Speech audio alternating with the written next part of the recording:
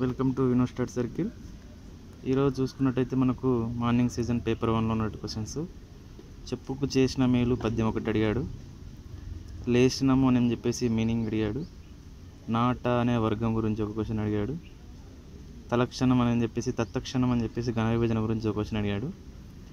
దేశీయ సాంప్రదాయంలో రచనలు చేసినటువంటి కవి గురించి ఒకటి అడిగాడు. ఉత్తరపద ప్రాధాన్యత గురించి ఒకటి అడిగాడు. వసుధ వృత్తార్థం అడిగాడు. కుల్య ఒకటి వికృతి పదం అడిగాడు. కాలం అని చెప్పేసి నానార్థం అడిగాడు. స్వభావవాదాన్ని ప్రతిపాదించిన వాదం ఎవరు అని చెప్పేసి అడగడం జరిగింది.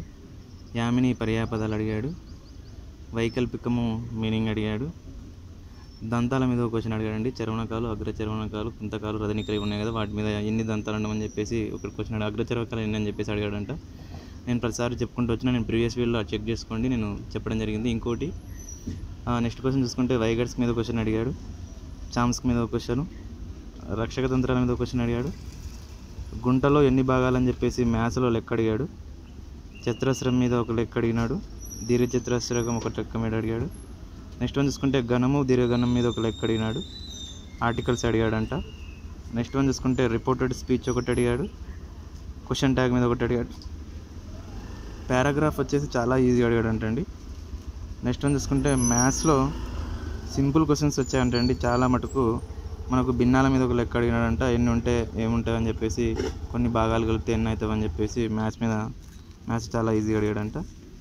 నెక్స్ట్ వన్ చూసుకుంటే బోధన పద్ధతుల మీద ఒక క్వశ్చన్ అడిగాడంట ట్రై మెథడ్లో. నెక్స్ట్ వన్ చూసుకుంటే టీఎల్ఎం మీద ఒక క్వశ్చన్ అడిగాడు. ఈవీఎస్లో వచ్చేసి శ్రీకృష్ణదేవరాయ కాలంలో వచ్చినటువంటి ప్రభు ఎవరు అని అడిగాడు. దీనికి డోమింగ్ పోజ్ అంటే ఆన్సర్. నేను ప్రీవియస్ పేపర్లో చివరి నిమిషంలో అని చెప్పేసి చదవడానికి మనకు ఇంపార్టెంట్ పాయింట్స్ అని చెప్పాను కదా, వాటిని బాగా ఫోకస్ చేయండి. ఈవీఎస్లో కూడా 5th క్లాస్ దాటి వెళ్ళలేదంటండి. మ్యాక్సిమం క్వశ్చన్లు 15 క్వశ్చన్ దాకా మనకు 5th క్లాస్ నుంచి వచ్చాయంట. ఒకసారి అది చూడండి. నేను ప్రీవియస్ పేపర్స్ కూడా ఇచ్చిన, ప్రీవియస్ పేపర్స్ నుంచి కూడా ఎక్స్పెక్ట్ చేయవచ్చంట. ప్రీవియస్ పేపర్స్ మీద కూడా నేను వీడియో చేసినాను, ఒకసారి వాటిని చెక్ చేసుకోండి ప్రీవియస్ ఎగ్జామ్ వాళ్ళు. Thank you so much for. Next evening exam కూడా సరే, ఇప్పుడు కొన్ని మిస్ అయిన క్వశ్చన్స్ నెక్స్ట్ ఈవినింగ్ ఎగ్జామ్ సంబంధించి కొన్ని నేను ఎక్స్ప్లెనేషన్ చేస్తాను ఈవినింగ్ షిఫ్ట్కి సంబంధించినవి. మన వీడియో నచ్చినట్టయితే లైక్ చేయండి. Thank you so much.